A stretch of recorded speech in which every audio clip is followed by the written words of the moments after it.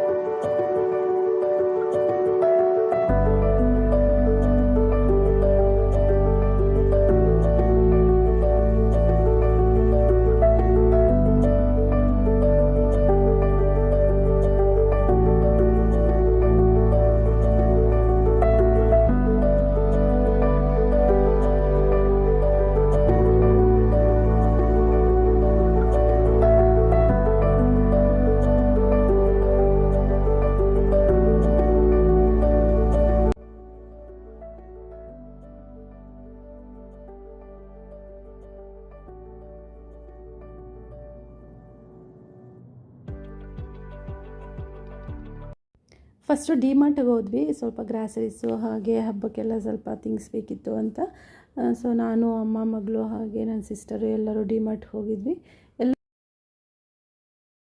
ವಿಂಡೋಸ್ಗೆ ಕೆಲವೊಂದು ಕಾಟನ್ಸ್ ಬೇಕಿತ್ತು, ಹಾಗೆ ಬೆಡ್ ಸ್ಪ್ರೆಡ್ಡು, ಮ್ಯಾಟ್ಸು ಇದನ್ನೆಲ್ಲ ಆಫರ್ ಇರೋದ್ರಿಂದ ಕ್ವಾಲಿಟಿ ವೈಸ್ ಪರವಾಗಿಲ್ಲ, ತುಂಬಾ ಚೆನ್ನಾಗಿತ್ತು. ಇದನ್ನೆಲ್ಲ ಪರ್ಚೇಸ್ ಮಾಡ್ಕೊಂಡು ಬಂದ್ವಿ.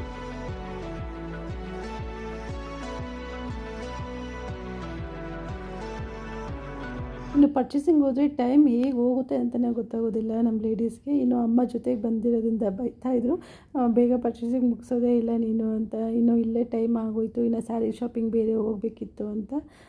ಸೊ ಬೇಗ ಎಲ್ಲ ಪರ್ಚೇಸಿಂಗ್ ಮುಗಿಸ್ಕೊಂಡು ಬಿಲ್ಲಿಂಗ್ ಮಾಡಿಕೊಂಡು ಅಲ್ಲಿಂದ ಬೇಗನೆ ಹೊರಟ್ವಿ.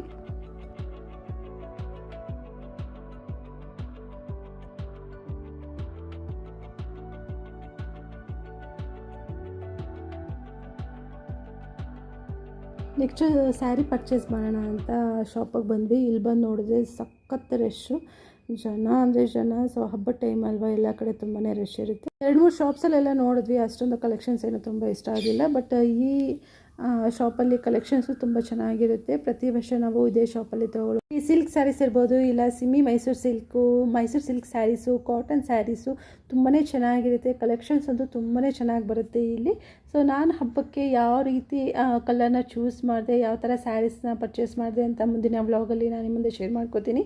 ಸೊ ಮುಂದಿನ ವೀಡಿಯೋದೊಂದಿಗೆ ಭೇಟಿ ಮಾಡ್ತೀನಿ. ಬಾಯ್, ಥ್ಯಾಂಕ್ಸ್ ಫಾರ್ ವಾಚಿಂಗ್.